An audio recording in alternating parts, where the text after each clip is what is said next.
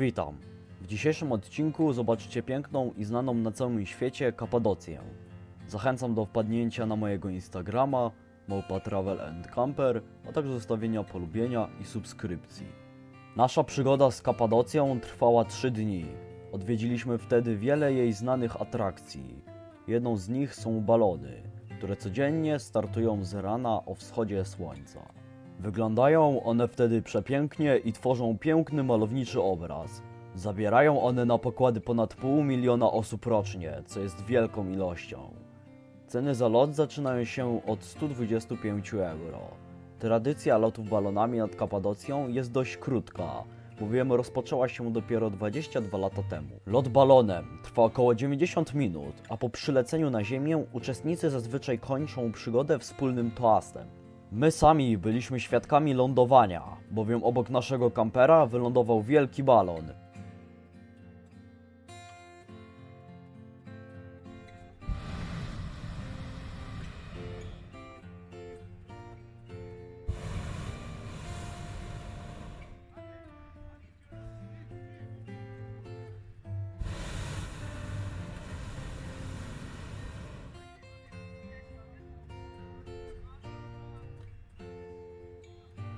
Teraz przejdźmy do dalszej części atrakcji, mianowicie wyrzeźbionych miast w skałach. Wszystko zaczęło się około 60 milionów lat temu przez aktywność otaczających ją 3 wulkanów o nazwach Erciyes, Hasan oraz Gollu. Wyrzucany przez wulkany popiół pokrył rejon obecnej Kapadocji i w połączeniu z piaskami wytworzył tuf, charakterystyczny rodzaj skały osadowej. Tuf jest skałą miękką i łatwo podlegającą erozji na skutek działania wiatrów i wód. Przez miliony lat siły przyrody wyrzeźbiły to, co obecnie możemy podziwiać jako księżycowy krajobraz tej baśniowej krainy. Na liście najważniejszych atrakcji turystycznych Kapadocji znajdują się podziemne miasta, w których miejscowa ludność przez wieki chroniła się przed najazdami i prześladowaniami. Do najbardziej znanych zalicza się Kaymakli i Derinkuyu, ale jest ich o wiele więcej, np. w Acigol. Prawdopodobnie nie wszystkie zostały jeszcze odkryte. Obecnie jest to park narodowy, figurujący na liście Światowego Dziedzictwa UNESCO. Teraz opowiem trochę o historii samej Kapadocji.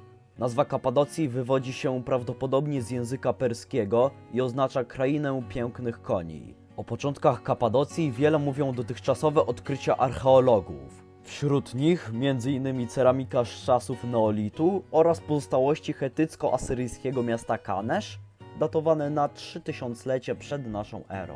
Wśród tych ostatnich znalazły się najstarsze spośród odkrytych dotąd na obszarze Turcji dokumenty pisane. Do spustoszenia obszaru istotnie przyczyniły się najazdy Arabów na Kapadocję, trwające od VII do X wieku.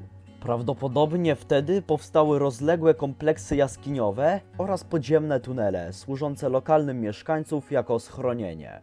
W IV stuleciu nastąpił rozkwit życia teologicznego w Kapadocji. Do najbardziej znanych tam ojców kościoła należą Bazylii Wielki z Cezarei, Grzegorz z Nyssy i Grzegorz z Nazrianzu, który był patriarchą Konstantynopola w tradycji prawosławnej zwany teologiem. Ich nauczanie było kontynuacją szkoły Orygenesa, znajdującego w nich obrońców, którzy znając zasługi i skrajności mistrza, mimo iż czasem się z nim nie zgadzali, zachowali jego ducha. Podsumowując, odwiedzenie Kapadocji jest obowiązkowe podczas zwiedzania Turcji. Owa kraina jest naprawdę piękna i ma swój unikatowy urok. Liczę, że pomogłem w lepszym poznaniu tego miejsca. Na dziś się z Wami żegnam i ogłaszam, że jest to ostatni odcinek z naszego wyjazdu na moim kanale. W najbliższym czasie pojawi się jeszcze oddzielny film z Stambułu, a także stolicy Turcji, czyli Ankary. Następnie też pojawią się filmy z Węgier, jednak to później.